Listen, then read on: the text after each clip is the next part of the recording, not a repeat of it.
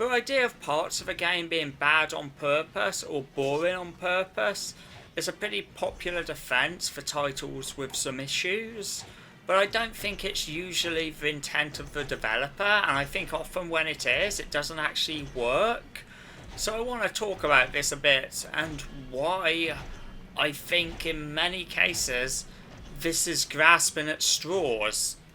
In titles like Undertale and Drakengard, the excuse is often that the bad gameplay is there because the game is not meant to be fun. It is meant to be miserable and make you feel bad about your actions. The problem here is that the games never have really achieved this with me.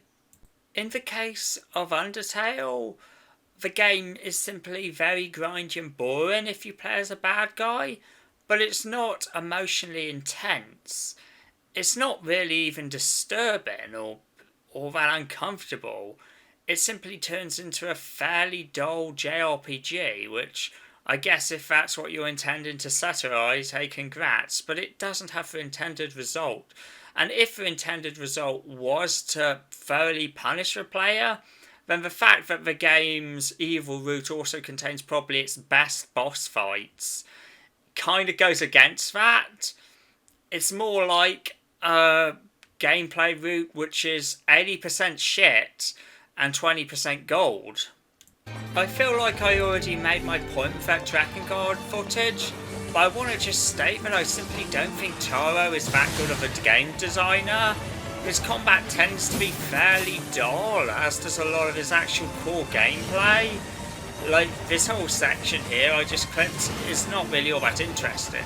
He's good when it comes to coming up with individual memorable moments, but when it comes to core combat, I have problems believing that this often quite grindy and dull process of wailing away at dumb AI, which is easy to exploit, is less part of some commentary, because the story has moments where you're meant to sort of feel empathy for characters you've killed, and more of just the fact that Taro is just not hugely competent at building action games, to be blunt. So, yeah, I'm sorry, that's my stance on him. When it comes to a creator I think's a good deal more talented, Suda51 tends to also get this, with the idea that No More Heroes' stages are broken up by an open world full of random chores for the sake of making a point about how miserable the lives of like its player base are or something, by having them engage in trivial jobs in between missions. The problem I have here is these trivial jobs are actually some of the best side content in No More Heroes, with the more mediocre content generally being the assassination gigs not connected to the main story, which tend to pay out a lot more and can get incredibly painfully repetitive and boring due to all the driving back and forth. It's also worth noting that in the Switch version they made some attempts to actually address some of these more grindy issues by decreasing the amount of travel time required by adding a retry button to certain missions. But then we get to No More Heroes 2 and we get a little more interesting. You see, in No More Heroes 2 the game can get insanely repetitive with the amount of combat the game throws at you. At points you are just spending 10 minutes killing easy enemies in a parking lot with zero soundtrack. And this is probably the closest I'd say to a bad on purpose commentary thing we're probably going to get in this video, because it is kind of boring and it is kind of shitty, and the lack of any soundtrack really just does emphasise that the combat mechanics in this game really are not suited to this long sections of just pure combat with no variety. The problem I have here is that Suda didn't direct this game.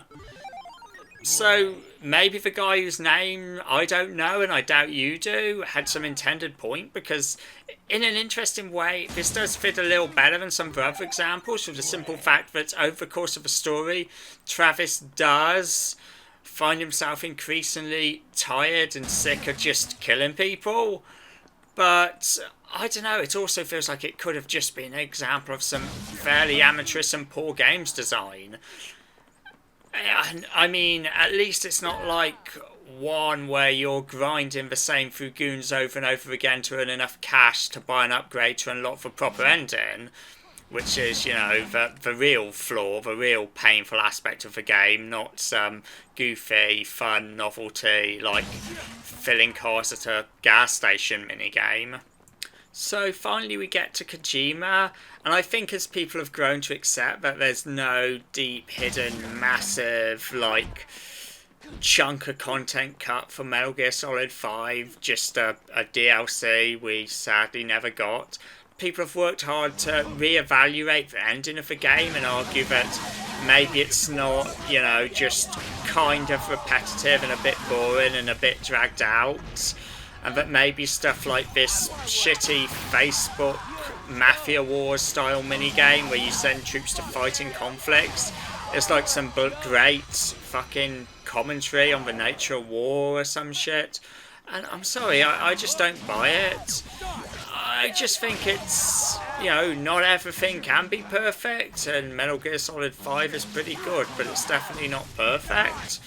I guess I just made this video because I saw this video about Metal Gear Solid 4 with near 250,000 views, and I watched it and found myself laughing because its basic statement was that Metal Gear Solid 4 is a pile of garbage, pure feces forced down the throats of the player for the purpose of ending the series, and that Kojima is a genius for making something this awful. And I kind of just felt, you know what, Metal Gear Solid 4, yeah, it wasn't the best, but it wasn't that bad. I quite liked a lot of it. It just seemed like a weird place to go to. For an example of two games, I think, which, I guess moving away from Metal Gear Solid 4, where people argue the whole thing is horrible, for two games which people often cite for, made them feel bad about killing, I guess. One would be Shadow of the Colossus, a pretty obvious choice. But what I want to point out is Shadow of the Colossus features a whole fucking time trial mode just built around killing Colossi for fun. Like, go beat your high score. Maybe you teared up the first time you played through this bit, but now it's time to see if you can do it in 3 minutes. Last of Us 2 is another example, but it has a whole separate mode called Encounter Mode, which purely exists for the sake of players who want to just have some fun killing their way through their favourite parts of the game.